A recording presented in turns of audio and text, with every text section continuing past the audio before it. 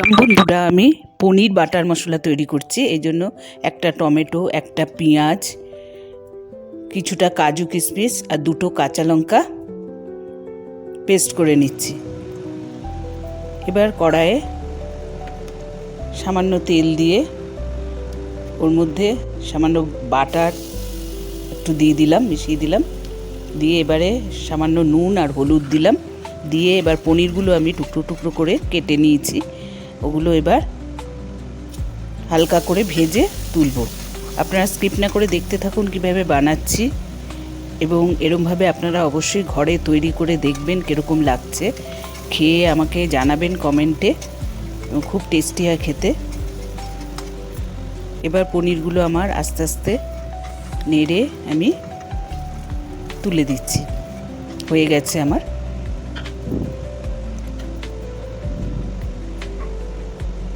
এবার সামান্য আর একটু বাটার দিলাম।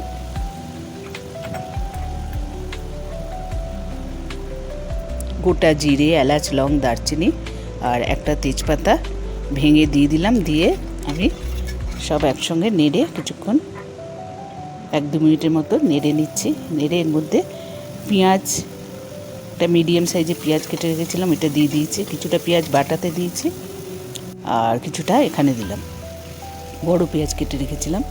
আর এখানে যে মশলা সেটা আমি দিয়ে দিয়েছি, যে মশলা তৈরি করে রেখেছিলাম পেঁয়াজ, টমেটো, কাঁচা লঙ্কা, কাজু কিশমিশ দিয়ে, ওই মশলাটা দিয়ে আমি ভালো করে সব মিশিয়ে দিচ্ছি।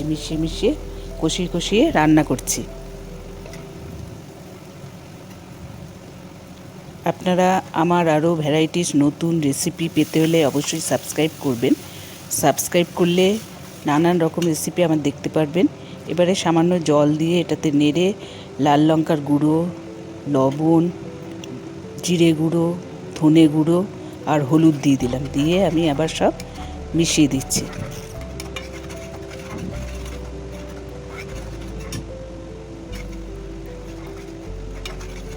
সব কষিয়ে ভালো করে, এই যে জলটা আমার শুকিয়ে আসবে আস্তে আস্তে আমি কষাতে।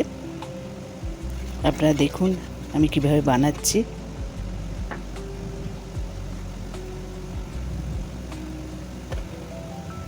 সামান্য চিনি দিয়ে দিলাম এর মধ্যে।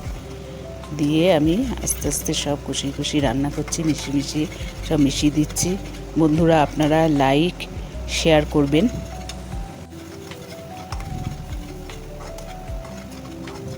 এবার অনেকটা আমার জলটা শুকিয়ে এসছে, দেখতে পাচ্ছেন। জলটা শুকিয়ে মশলাটা ভাজা হয়ে গেছে।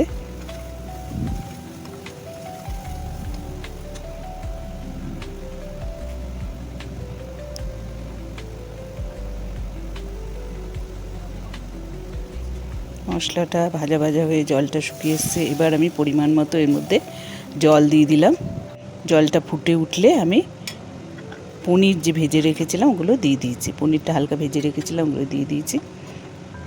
আর কিছুক্ষণের জন্য আমি ঢেকে রেখেছি, লো টু মিডিয়াম ঢেকে রেখেছিলাম। এবার ঢাকনা খুলে নিয়েছি। খুলে কসুরি মেথি আর গরম মশলা গুঁড়ো দিয়ে দিয়েছি। আমার পনির বাটার মশলা তৈরি হয়ে গেছে।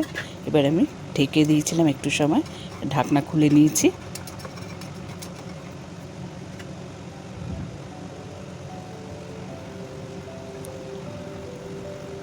পনির বাটার মশলা কারি আমার তৈরি হয়ে গেছে।